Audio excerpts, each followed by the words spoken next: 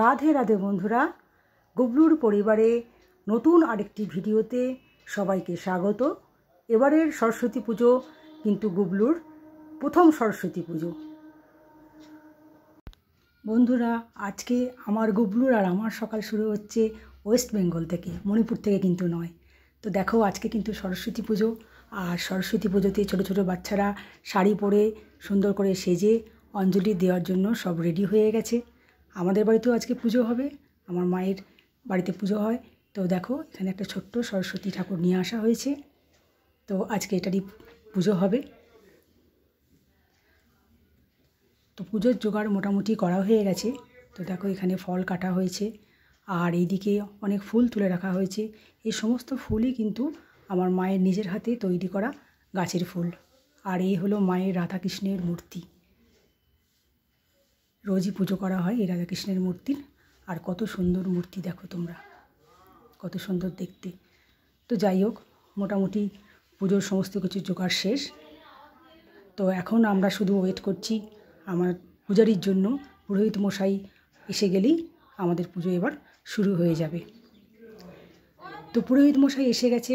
তো এখন তো পুজো শুরু হয়ে গেছে। আমরা প্রত্যেকে বাড়ির সবাই স্নান করে সকাল সকাল রেডি হয়ে অঞ্জলি দেওয়ার জন্য আমরা রেডি হয়ে গেছি। তো দেখো, পুজো হচ্ছে। তো এখন আরতি শুরু হবে। তো আরতিও শুরু হয়ে গেছে। আমরা আগুনের তাপ সবাই নিয়ে নিলাম।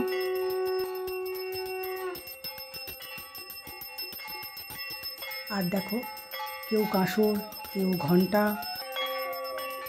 বা কেউ শাঁখ বাজাচ্ছে, আমাদের বাড়ির সবাই মিলেমিশে। আর এই যে ডগকে দেখলে, এর নাম জিনু।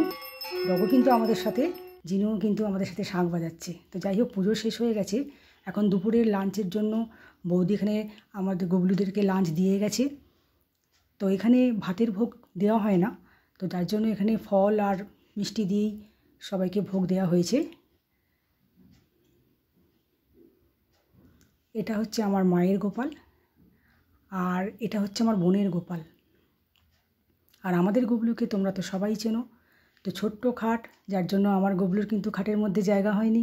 আমার গুবলু সবার থেকে সাইজে বড়, তাই গুবলুকে অন্য জায়গায় বসানো হয়েছে। তো এরপরে আমার কাজ ছিল কিছু, যার জন্য আমি বেরিয়ে পড়েছি আমার দাদার সাথে।